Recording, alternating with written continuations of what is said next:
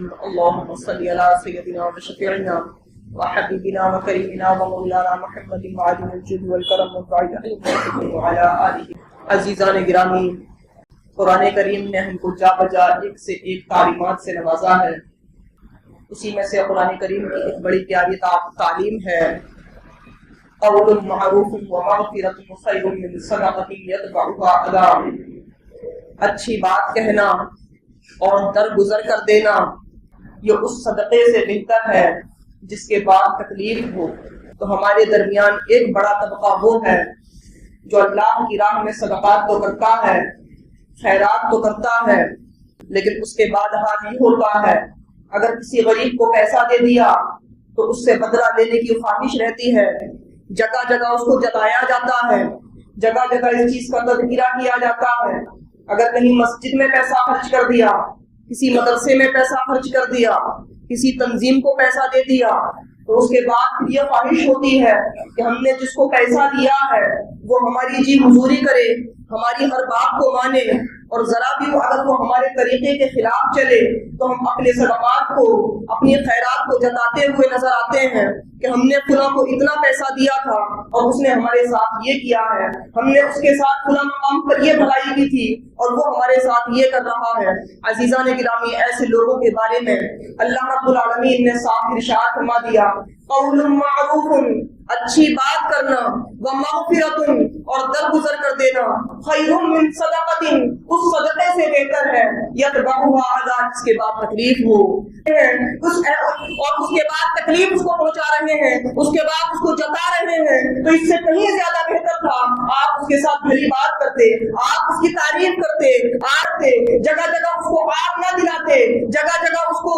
ذلیل و رسوا نہ کرتے۔ اس سے کہیں زیادہ بہتر تھا کہ آپ اس کے ساتھ بھلی بات کر دیتے، اور اگر بالفرض اس نے آپ کے ساتھ کچھ کیا بھی ہے تو آپ اس سے درگزر کر دیتے۔ یہ درگزر کرنا اس سے کہیں زیادہ بہتر تھا کہ آپ اس کو احسان کریں اور اس احسان کو جتائیں۔ چاہتے ہیں یہ صدقات کسی انسان کو نہیں دیے جاتے، یہ احسان اور بھلائیاں لوگوں پر نہیں کی جاتی۔ جو صدقات کیے جاتے ہیں صحیح معنی میں اللہ کی رضا کے لیے کیے جاتے ہیں۔ جو لوگوں کے ساتھ بھلائیاں کی جاتی ہیں یہ بھلائیاں لوگوں کے ساتھ نہیں، یہ بھلائیاں اللہ رب العالمین کی رضا طلب کرنے کے لیے کی جاتی ہیں۔ جب انسان کا حال یہ ہوتا ہے کہ وہ مال و دولت خرچ کرتا ہے لیکن مال و دولت خرچ کرنے میں اللہ کی رضا مقصود نہیں ہوتی، مال و دولت خرچ کرنے میں اللہ رب العالمین کو راضی کرنا مطلوب نہیں ہوتا، اس کا مقصد صرف اور صرف دنیا ہوتا ہے، اس کا مقصد صرف اور صرف لوگوں کو خوش کرنا ہوتا ہے، اس کا مقصد صرف اور صرف اپنی بڑائی دکھانا ہوتا ہے۔ وہی لوگ ان کاموں کو کیا کرتے ہیں، اور جن کا مقصد اللہ رب العالمین کی رضا طلب کرنا ہوتا ہے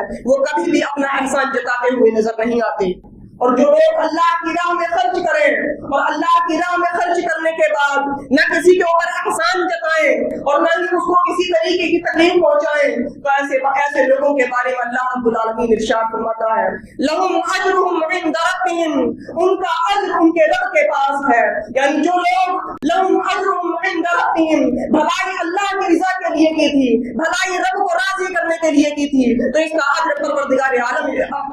عالم دے گا۔ اور آگے ارشاد فرماتا ہے، لہم اجرہم عند ربہم لا خوف علیہم ولا هم يحزنون۔ اللہ اکبر، جو صفت دوسرے مقام پر پروردگار عالم نے اپنے اولیاء کرام کی بیان کی ہے، اپنے مقرب بندوں کی بیان کی ہے، وہی صفت یہاں پر بیان کی جا رہی ہے کہ جو لوگ اللہ کی راہ میں خرچ کرتے ہیں اور اس کے بعد احسان نہیں جتاتے، تکلیفیں نہیں پہنچاتے، ان کے بارے میں پروردگار عالم ارشاد فرماتا ہے، لا خوف علیہم ولا هم يحزنون، ان کو نہ کوئی خوف ہوگا اور نہ کسی طریقے کا رنج اور غم ہوگا۔ اللہ اکبر، یعنی لیکن ہمارا حال تو یہ ہے اگر ہم کسی کو قرضہ بھی دیتے ہیں اور اس کے بعد ہم کو ضرورت پڑے اور وہ ہم کو قرض نہ دے رہا ہو تو جگہ جگہ اس کا تذکرہ کرتے ہوئے نظر آئیں گے کہ جب اس کو ضرورت پڑی تھی ہم نے اتنا روپیہ قرض دیا تھا، آج ہم کو ضرورت ہے، پیسہ ہونے کے باوجود دیتا ہوا نظر نہیں آ رہا۔ آپ نے جو بھلائی کی تھی اگر اس کے لیے کی تھی تب تو ٹھیک ہے، لیکن پھر یہ بھلائی آپ کے کسی کام آنے والی نہیں ہے. اور اگر آپ نے بھلائی اللہ کے لیے کی تھی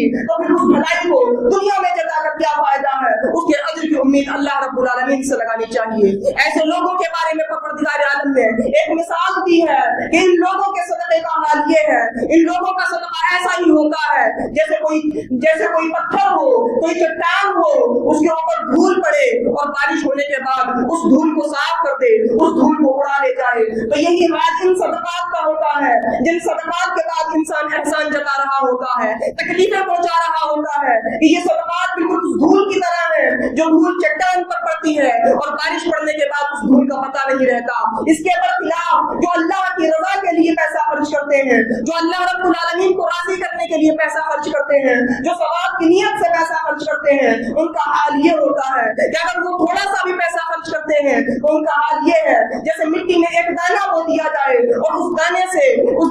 سبزہ ہوئے, اس میں 7 دانے نکلے اور ہر بات میں 100 دانے ہو. تو اس طریقے سے ایک دانہ یہ 700 دانوں کو لے کر آتا ہے. اگر انسان تھوڑا رب کی بارگاہ میں خرچ کرتا ہے, اس کے بعد احسان نہیں جتاتا, تکلیفیں نہیں پہنچاتا, تو اللہ رب العالمین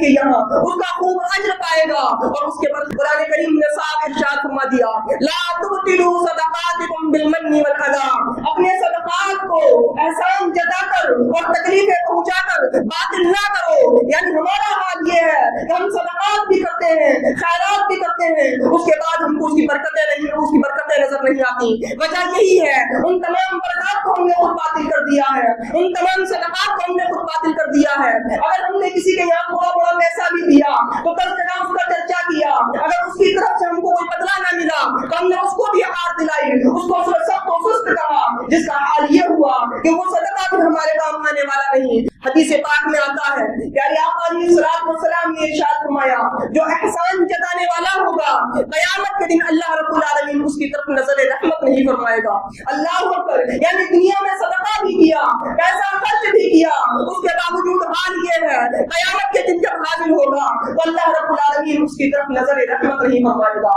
ایک حدیث میں آتا ہے کہ اللہ رب العالمین اس سے کلام نہیں فرمائے گا, اور ایک روایت میں اللہ رب العالمین اس کو جنت میں داخل نہیں کرے گا. تو عزیزان گرامی, پیسہ بھی خرچ کریں, بھلائیاں بھی کریں, اس کے بعد حال یہ ہو کہ آخرت میں کچھ نہ ملے تو اس کا کیا فائدہ؟ بہتر یہ ہے کہ جو بھی ہم صدقات کریں ان صدقات پر احسان نہ جتائیں اور ان سب سے اللہ رب العالمین کی رضا طلب کرنے کی کوشش کریں. اللہ رب العالمین سے دعا ہے کہنے سننے سے زیادہ ہم سب کو عمل کرنے کی توفیق عطا فرمائے. السلام علیکم ورحمۃ اللہ وبرکاتہ.